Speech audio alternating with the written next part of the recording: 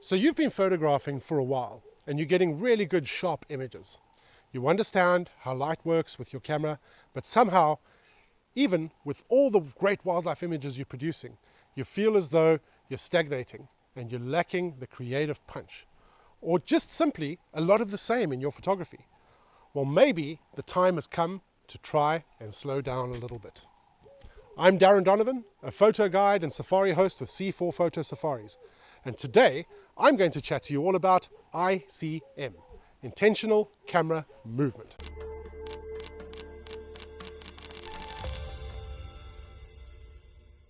So while this camera technique might not be everyone's cup of tea, it does take you in a whole new direction of creativity in photography. It is also a great technique to use when the light is essentially gone. Before sunrise or sunset, or when it's overcast and the light is flat. If you want to try this when there is plenty of light and the light is harsh, then I suggest using a neutral density or polarizing filter, which will bring your exposure down by about 2 stops of light. There are 4 techniques that I'm going to talk to you about in this video: panning, vertical panning, zoom blur, and spiral blur. So firstly, you want to put your camera onto shutter mode on a Sony or a Nikon, or on TV on a Canon. This will give you total control of your shutter speed. Put your ISO on auto and your shooting mode on continuous or AI servo, and all you'll be worried about is your shutter speed. I like to use this particular method of shooting because it limits the amount of decision making you'll need when trying to get to all the dials on a moving subject. It's just about keeping it simple. The first ICM technique is panning. With this technique, you'll follow a moving subject on a horizontal plane. The idea is that you want to get a blurred background with some portion of the subject, preferably the face and eyes, in focus. The closer you are to your subject, the stronger the blurred effect will be. So let's say, for instance, you'll be following a walking mammal. I like to go between 1/5 of a second and 1/15. But for a running subject, I like to go between 1/15 and 1/30 of a second.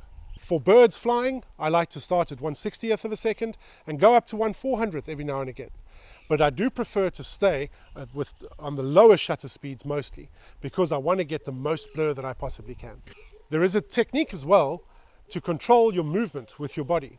Simply tuck your left arm into your solar plexus and use your body to swivel along the horizontal plane. This will keep your camera relatively stable as you move and add to your chances of success. It does take some getting used to though. So the idea would be to continue taking images as long as you can follow the subject. You are not going to have 100% success in getting what you're trying to get. So the more images that you take, the higher chance of a successful image. With vertical panning, instead of moving on a horizontal plane, you'll be moving your camera up and down. So this is going to work for a non-moving subject. Again, I like to keep it really slow and go between 1/5 and 1/15 of a second shutter speed. Because of the vertical motion, I like to try and keep the camera in a portrait position, thereby having longer vertical lines. This also works really well when photographing trees in a forest. Spiral blurring again is going to work similar to panning and vertical panning. Instead, this time you're going to turn the camera 90 degrees. Try going both ways and again take a number of images to stand the best chance of success. Now we have come to a very interesting blur technique, and this is zoom blurring. You will need a tripod, at least some form of stabilization for this technique. When doing zoom blurring, you want a really slow shutter speed, so maybe 1/4 of a second to a second. You'll zoom into the subject and compose how you want it, and while the shutter is open, you'll zoom back. You'll get streaking across the edges of the image moving into your subject. So it makes for really interesting subjects, maybe for something like a sleeping leopard. The thing to try and remember with these techniques is that they are not meant to replace the pin-sharp wildlife images at all. Try something different and practice a different technique. It won't work every time, but every now and again the stars will align and you'll produce something completely unique from what you usually do, and probably open a whole new world in your photography. I do hope that you maybe feel a little more inspired to be creative and step outside your comfort zone in the wonderful world of photography. If you enjoyed this video, please give it a like and subscribe to the channel, because there are plenty more quality videos to come. Until the next video, enjoy being creative with your photography.